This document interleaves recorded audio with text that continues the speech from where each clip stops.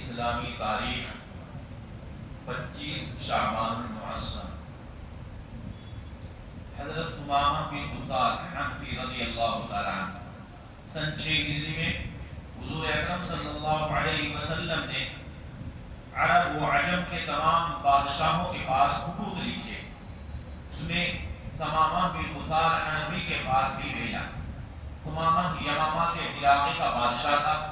اس نے حضور اکرم صلی اللہ علیہ وسلم کے خط پر بڑی ناگواری کا اظہار کیا اور حضور صلی اللہ علیہ وسلم کو قتل کرنے کا ارادہ کیا، لیکن ناکام رہا تو وہ صحابہ کے راستے میں گھات لگا کر بیٹھتا اور حملہ کر کے شہید کر دیتا۔ ایک مرتبہ صحابہ نے اسے قید کر لیا، مسجد نبوی میں لائے۔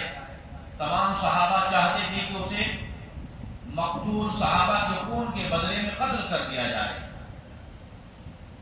حضور اکرم صلی اللہ علیہ وسلم نے صحابہ سے کہا، اپنے قیدی کے ساتھ اچھا برتاؤ کرو، یعنی وہ دشمن، وہ بادشاہ جس نے صحابہ کو قتل کیا ہے، لیکن اللہ کے نبی کہہ رہے ہیں اپنے صحابہ سے کہ یہ تمہارا قیدی ہے اور اس کے ساتھ اچھا سلوک کرو۔ یہ مسلمانوں کا، ایمان والوں کا دشمن کے ساتھ سلوک رہا ہے۔ اور خود حضور اکرم صلی اللہ علیہ وسلم نے بھی کھانا اور دودھ پیش کیا۔ صحابہ کو قتل کرنے والے کے لیے اللہ کے نبی نے کھانا بھی کھلایا اور دودھ بھی دیا اس کو۔ 2 روز کے بعد اس کو رہا کرنے کا حکم دیا۔ ثمامہ بن اسال رضی اللہ تعالیٰ عنہ مدینے کے باہر گئے، وہاں غسل کیا اور واپس آ کر حضور اکرم صلی اللہ علیہ وسلم کے سامنے کلمہ شہادت کا اقرار کیا۔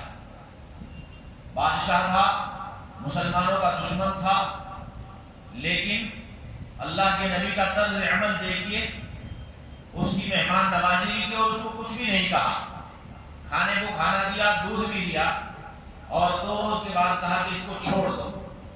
چھوڑ دیا، مدینے سے باہر گیا اور وہاں جا کر غسل کیا اور کپڑے تبدیل کیا، اللہ کے نبی کی خدمت میں آ کر کلمہ پڑھ لیا۔ حضرت ثمامہ بن اسال رضی اللہ تعالیٰ عنہ سب سے پہلے مسلمان ہیں جنہوں نے اسلامی طریقے پر عمرہ کیا، اور سب سے پہلے آدمی ہیں جو لبیک اللہم لبیک کہتے ہوئے مکے میں داخل ہوئے۔ اللہ اکبر۔ ثمامہ رضی اللہ تعالیٰ عنہ نے اطمینان سے عمرہ کیا، کسی کو ان کو روکنے کی ہمت نہ ہوئی۔ حضرت ثمامہ رضی اللہ تعالیٰ عنہ نے مسلمہ کذاب سے جہاد کیا، مختلف جنگیں ہوئی، پھر 11 ہجری میں ایک جنگ کے موقع پر شہید ہو گئے۔ اللہ کی قدرت، جانوروں کو روزی پہنچانا۔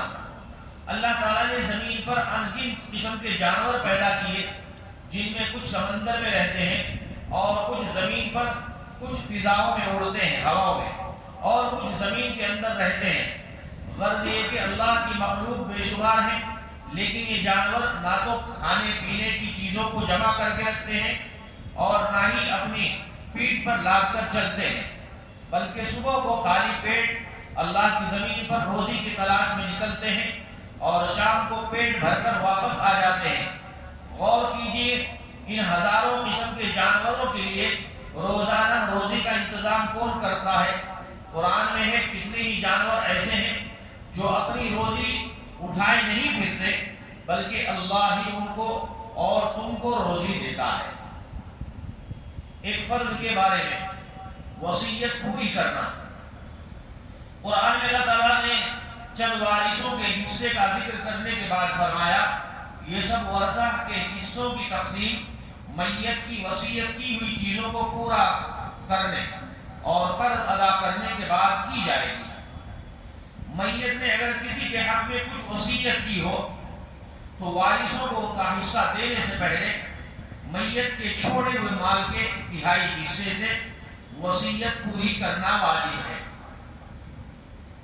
ایک سنت کے بارے میں بچوں سے دل جوئی کرنا۔ رسول اللہ صلی اللہ علیہ وسلم صحابہ کے بچوں سے فرماتے، جو میری طرف دوڑ کر آئے گا تو میں اس کو یہ چیز دوں گا۔ تو بچے آپ صلی اللہ علیہ وسلم کے پاس دوڑ کر آتے اور کوئی آپ صلی اللہ علیہ وسلم کی پیٹھ پر اور کوئی سینے پر آ کر گرتا، آپ صلی اللہ علیہ وسلم انہیں بوسہ دیتے اور چمٹا لیتے اور ان کو کھجور یا کوئی اور چیز کھانے کی دیا کرتے۔ ایک اہم عمل کی فضیلت، خالہ کی خدمت کرنا۔ العم والد الخالۃ والدہ، خالہ کا مرتبہ والدہ کے جیسا ہے، حدیث کے اندر بتلایا ہے۔ ایک شخص نے رسول اللہ صلی اللہ علیہ وسلم کی خدمت میں حاضر ہو کر عرض کیا، اے اللہ کے رسول، مجھ سے بہت بڑا گناہ ہو گیا ہے، کیا میرے لیے معافی کا کوئی راستہ ہے؟ رسول اللہ صلی اللہ علیہ وسلم نے فرمایا، کیا تیری ماں زندہ ہے؟ اس شخص نے کہا نہیں۔ رسول اللہ صلی اللہ علیہ وسلم نے فرمایا، کیا تیری کوئی خالہ ہے؟ اس نے کہا ہاں۔ تو رسول اللہ صلی اللہ علیہ وسلم نے فرمایا، تو ان کے ساتھ بھلائی کا معاملہ کرو اور جو تمہارا گناہ ہے وہ معاف ہو جائے گا۔ ایک گناہ کے بارے میں، ایزار یا پینٹ، ایزار بولو تو شرعی پائجامہ یا پینٹ، لٹکانے کی وعید جو ٹخنے سے نیچے لٹکی ہوئی رہتی ہے، اس کے بارے میں اللہ کے نبی نے کیا فرمایا؟ رسول اللہ صلی اللہ علیہ وسلم نے فرمایا، جو شخص تکبر کے طور پر اپنے ایزار کو ٹخنے سے نیچے لٹکائے گا، پینٹ ہو یا پائجامہ ہو، تو اللہ تعالیٰ قیامت کے دن اس کی طرف رحمت کی نظر اٹھا کر نہیں دیکھیں گے۔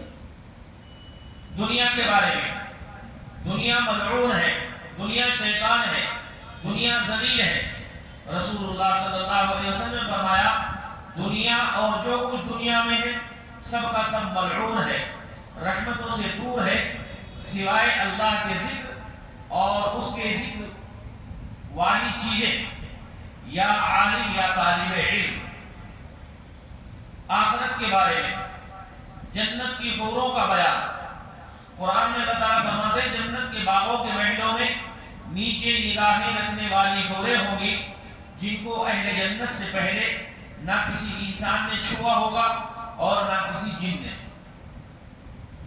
طب نبوی سے علاج، حلق کے کوے کا علاج۔ ہمارے حلق میں جب آپ مرر دیکھ لیا آئی نا، تو ایک گوشت کا ٹکڑا لٹکا ہوا ہے جس کو کوا کہا جاتا ہے۔ یہ جو دنیا میں اڑتے ہیں یہ کوا نہیں، بلکہ حلق کا کوا بتلایا ہے۔ رسول اللہ صلی اللہ علیہ وسلم نے فرمایا، اپنی اولاد کو ہلاک نہ کرو، جب کسی عورت کے بچے کو گلے کے یعنی کوے کی تکلیف ہو تو عود ہندی کو پانی سے رگڑ کر اس کی ناک میں ڈالیں۔ کوا گوشت کا لٹکتا ہوا چھوٹا سا ٹکڑا ہے جو آدمی کے شروع حلق میں ہوتا ہے۔ عود ہندی یہ پنساری کی دکان میں ملتا ہے۔ اگر کسی کو ایسی بیماری ہو جائے تو اس کو گھس کر پتھر کے اوپر ناک میں ڈال دیں، انشاءاللہ بیماری دور ہو جائے گی اور آدمی کو شفا ملے گی۔ اللہ کے نبی کا فرمایا ہوا حکم ہے، اس پر اللہ ہم کو عمل کرنے کی توفیق عطا فرمائے۔ سبحان اللہ وبحمدہ، سبحانک اللہم وبحمدک، ونشہد ان لا الہ الا انت، نستغفرک ونتوب الیک۔ سبحان ربک رب العزة عما یصفون، وسلام علی المرسلین، والحمد للہ رب العالمین۔